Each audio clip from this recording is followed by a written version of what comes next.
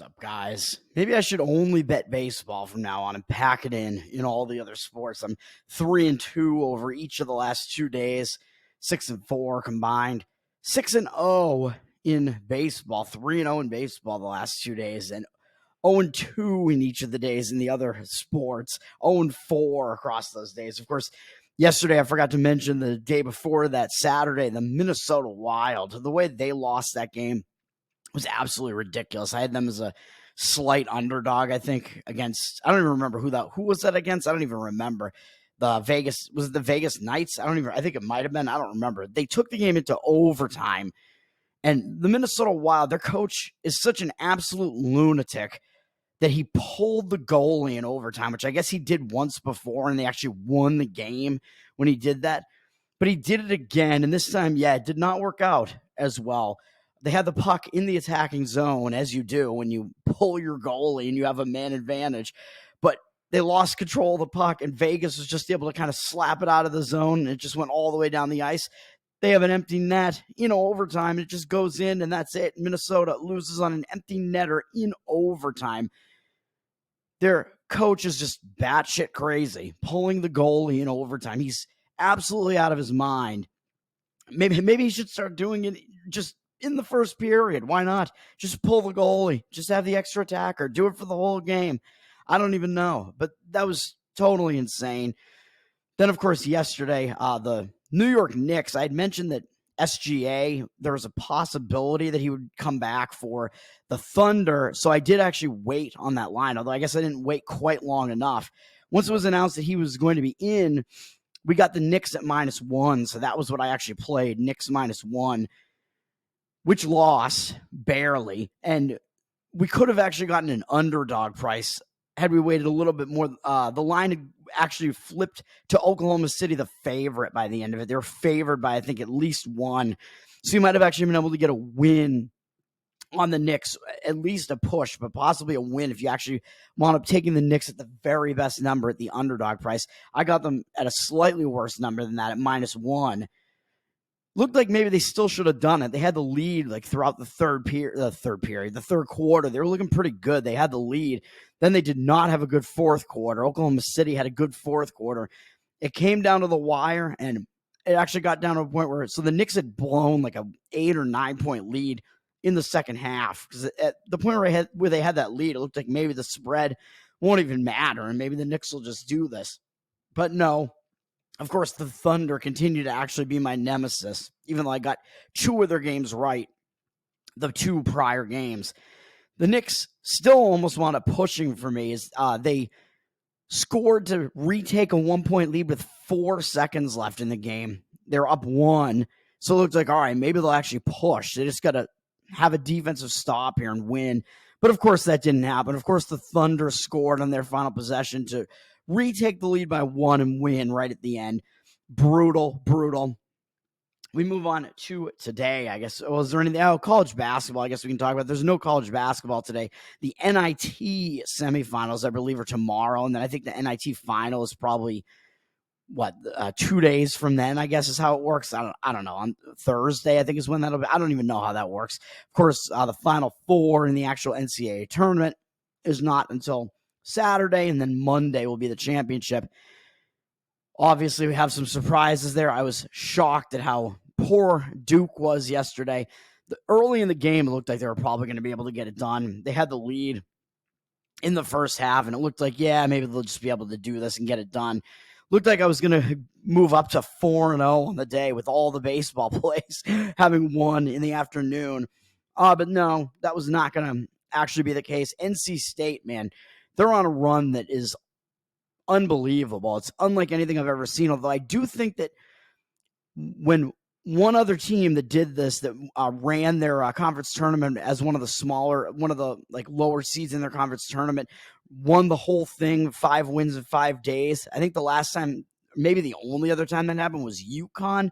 I think the 2014 UConn iteration, when they wound up the 7 seed in the tournament. After they did that, they won.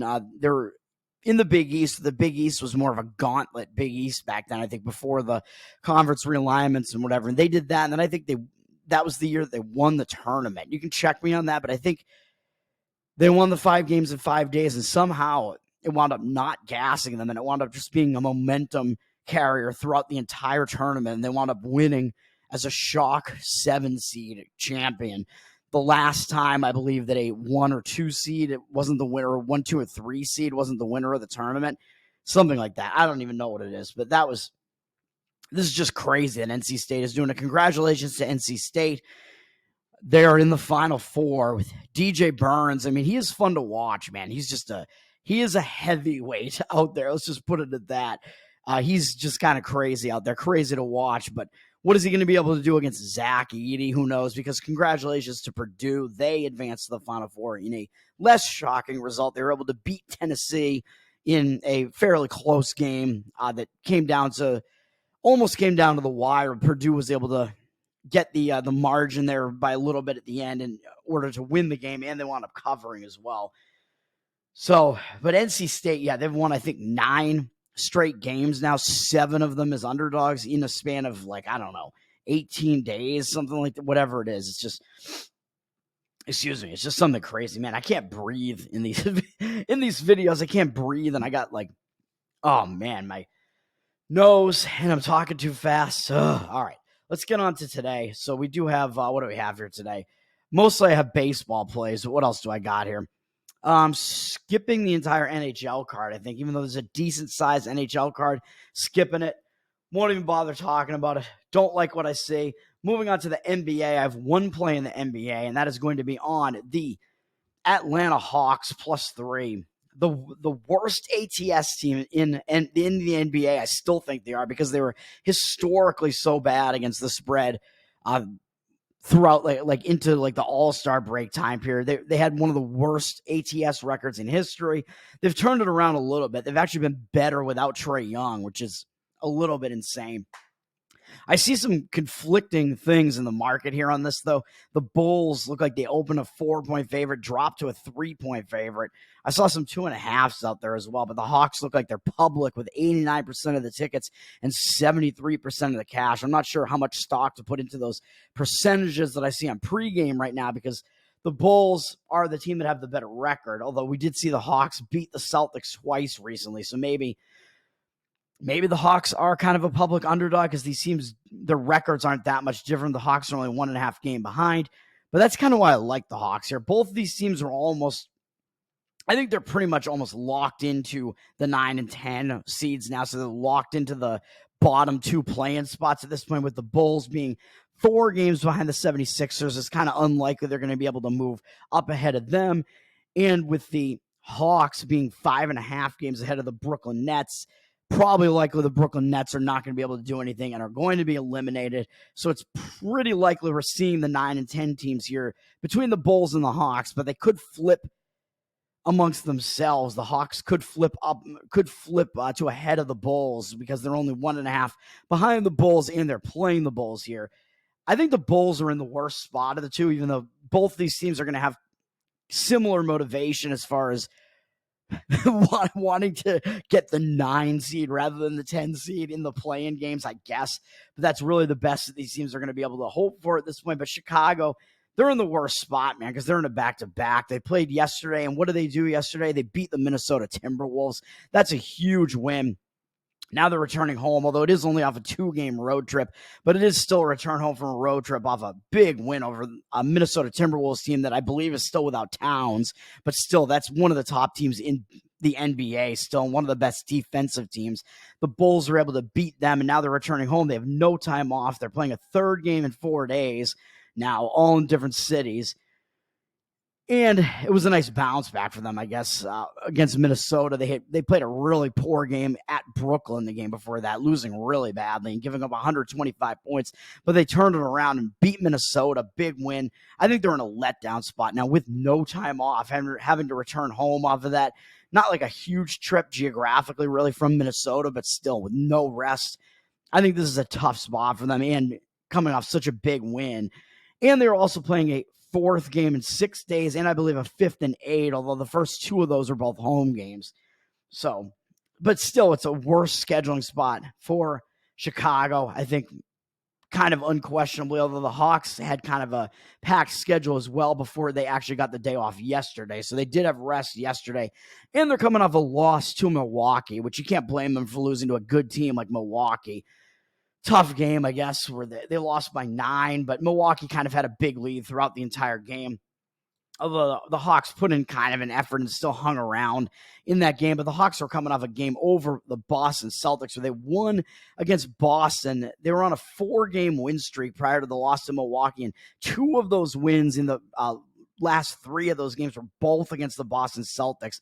One, a furious comeback against Boston in the first of the 2 wins. And then an overtime win that was a close game the whole way. But it's a Celtics team that, as I mentioned, really does not have anything left to play for. They clinched the 1 seed in the East this early on with a double-digit lead over the 2 seed, which I think is Milwaukee right now. So the Celtics really don't really – I would not want to be betting on the Celtics for the remainder of the regular season because they're going to be an overvalued team, and they really just don't have much reason left to play and win these games other than padding their record, really. But the Hawks do at least have a day off, and they're coming off a loss now. So I think that might put this in like a bounce-back territory. I would say that maybe it's still kind of a tough spot because they are coming off a 4-game stretch where they play 3 like real big step-up games. Yeah, but Chicago's got to be in the worst spot here with no rest and a bounce-back spot.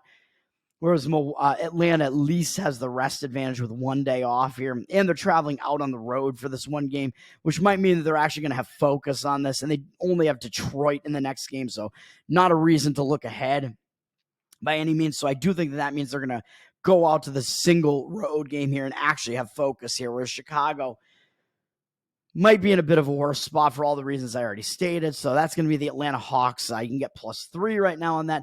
Moving to the MLB. Oh, God. I'm stacking my MLB card yet again, man.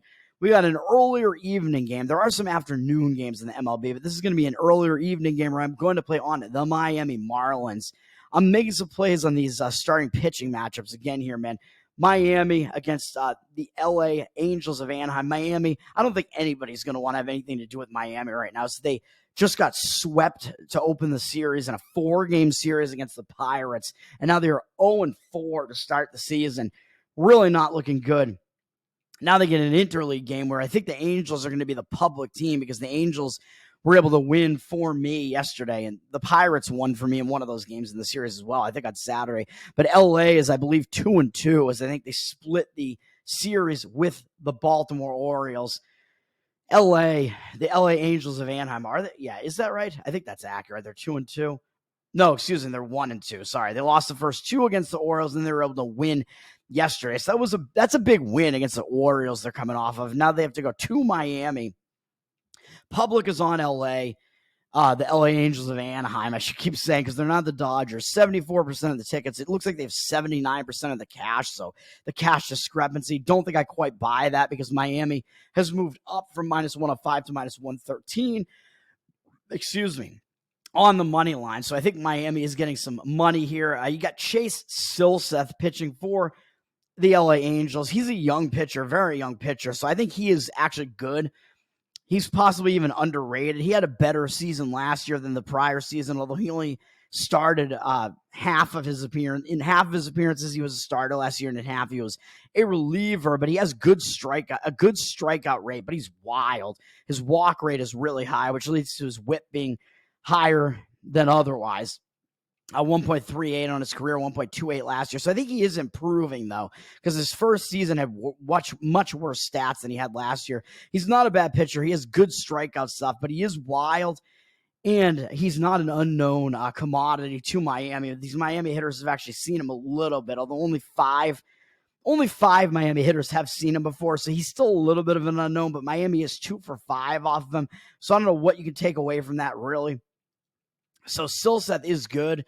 So maybe I should be taking the under here instead. But the play on Miami looked a little bit better, though, because Anaheim's coming off a pretty big win, whereas Miami just really needs to get something together. They lost all 4 games already, which just looks really, really bad. And I think all those games are at home, I think, as well. That's really a ridiculously bad way to start the season. But Miami has Max Meyer starting the season, and only one at bat has been had, or excuse me, no, I'm looking at the Pirates. Never mind. For the LA Angels, I think they've never faced him. Yeah, they've never faced him before. Max Meyer, he's also a really young guy, a little bit older than Silseth, but he's new. He came into the season in 2022. He didn't pitch at all last year. He made 2 starts. There's not much to glean from the 2 starts that he had for Miami in 2022. He didn't pitch that many innings. They just let him go for a little while. His strikeout rate was good, 6 strikeouts in 6 innings.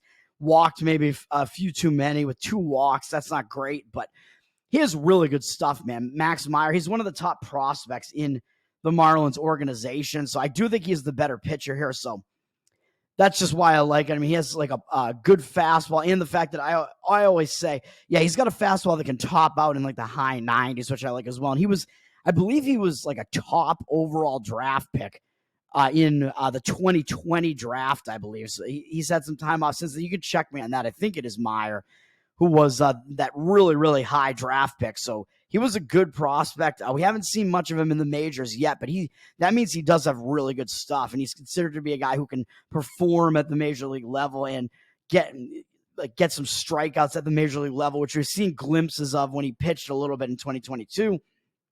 So I do like that. And we look at the bullpen situation real quick. Miami only used 2 of their relievers. They brought in Gutierrez in a long relief position for 4 innings. So they pretty much were able to save their bullpen. Whereas LA, they had to use some of their better relievers in their game to hold off the Orioles, although they themselves only used 2 of their relievers as well. But I believe they had to use the back end of their bullpen to get a hold and a save in that game and hold off Baltimore in a 3-run win. So at best, I think for LA in this game, the bullpen situation is a wash. So I'm going to be on Miami. I am also going to be on the under in Detroit and the Mets in an interleague game, which interleague games, a lot of times, man, you see unders tend to be a little bit better of a situation in these interleague games because the hitters sometimes are less familiar with the pitchers that they're facing, which, like I was talking about with Meyer, but I didn't quite actually say it. When a pitcher has not been seen before by the opposing lineups, it tends to be more difficult for the opposing hitters to actually be able to hit that opposing pitcher. So the pitcher has an advantage when they're unfamiliar to the hitters. So I think we have some of that going on in this game. You can still get under 8 at the -110, I believe, in this Tigers-Mets game, where you look at the market here. It looks like it was 8 juice to the over at -115 early, and now it's headed to 8 juice to the under at -120, although you can still find the -110. It looks like the under is getting some of the respected money here with 57% of the tickets, but 91% of the cash. Don't know how much stock to put into those exact numbers, but I do think you can see that the line is moving towards the under. So I think it is true that there is respected money coming in on the under in this one. And why not? You got Reese Olson pitching for the Detroit Tigers here. Tigers are off to a pretty good start. Let me see here. I lost my, God, I got to get out of here too very soon. I lost my spot here. Got to do this real quick. Reese Olson pitching for Detroit. He was a rookie last year, I believe. He's a very young guy. He came into the league and had a pretty good first year, man. Very good numbers. 1.12 whip, 103 strikeouts, and 103 2/3 innings pitched. Very good strikeout guy. His record didn't look that good because he didn't have the run support, but he is a very, very good pitcher. And now he's going up against, who did I say? The Mets.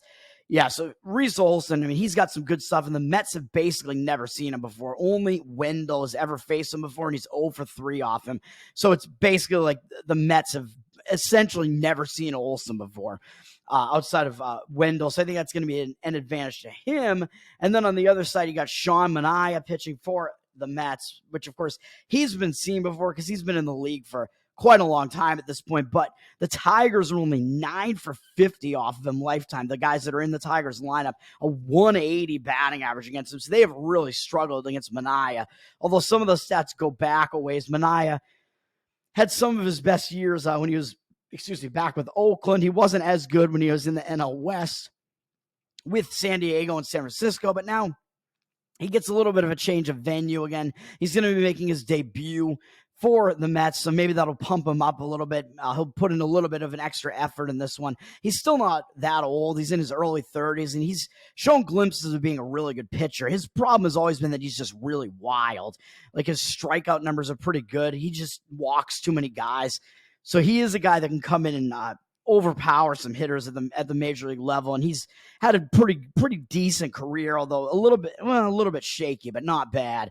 And we'll see what he can do with the Mets. But like I said, he has good numbers against these Detroit hitters. So we're going to be on the under in that one. And then the final play is going to be going against one of the teams in the night game. I like to go against the teams that are in the night game, the Sunday night game, because they have a quicker turnaround time.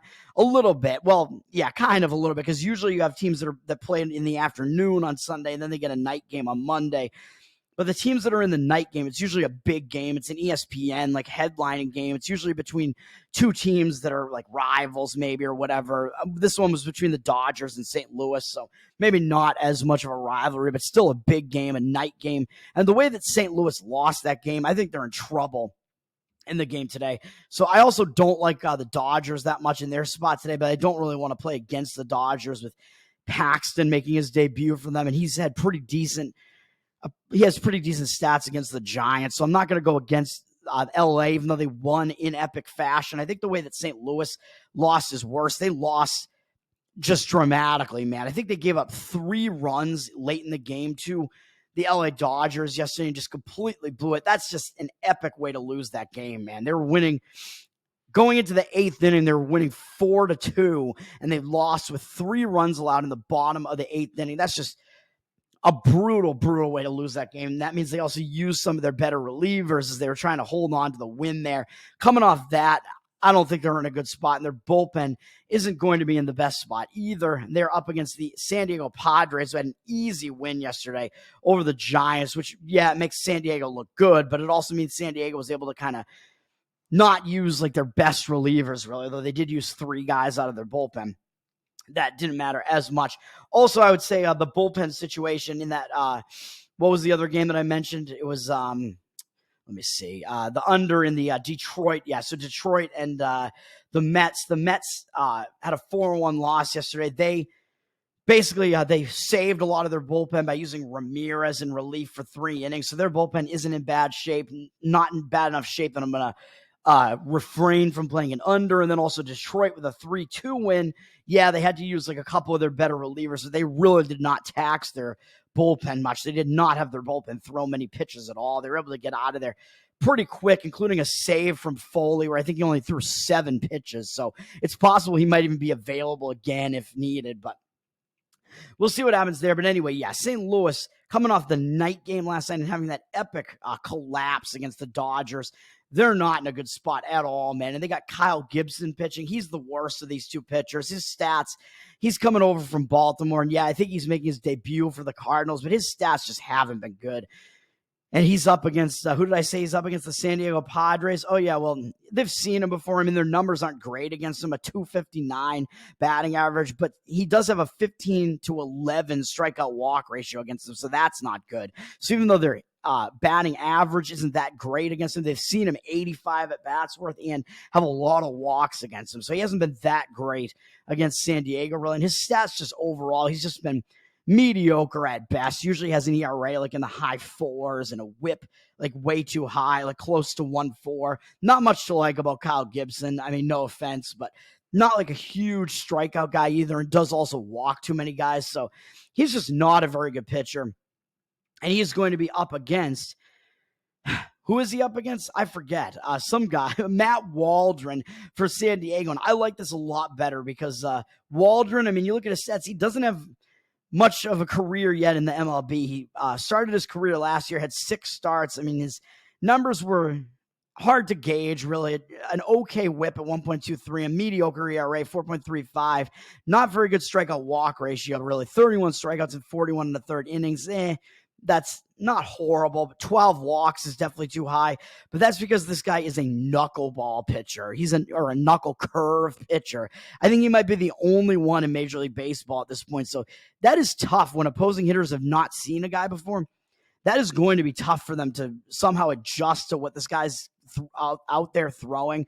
Like, he's got like a decent fastball that I think is in the low 90s as well, which is kind of a crazy change of pace. Like, a lot of times when you see a knuckleball, they have a really slow fastball too. It's just so much faster than the knuckleball that it still affects hitters because it is still a change of pace. But in this case, this is just crazy, man. The Cardinals are only 1-for-9 off him lifetime, by the way, so they haven't seen him much, and they only have a 111 batting average off him, and he has 5 strikeouts and 1 walk against them. So he's done well against them in a very limited sample size. So they really haven't seen him that much, and I think it might be tough to face what he's out there throwing. So I like San Diego in that one. You got the knuckle curve pitcher who has a decent change of pace with a fastball that's probably like 30 miles an hour faster than the knuckle curve. So that guy might be hard to adjust to. So he might have the advantage there, Waldron. And looking at what we have in the market there for that one, yeah, St. Louis has actually flipped to the favorite from plus 100 to minus 108. But the market percentages look different with the Padres, unfortunately, being public with 68% of the cash. But I'm less afraid of being on the side of the public in baseball because less of the public comes in and plays in baseball, and they do have 93% of the cash. So it does look like the cash discrepancy is on, and that's going to do it for me, man. Got to get out of here. Hopefully we get some wins today. Peace.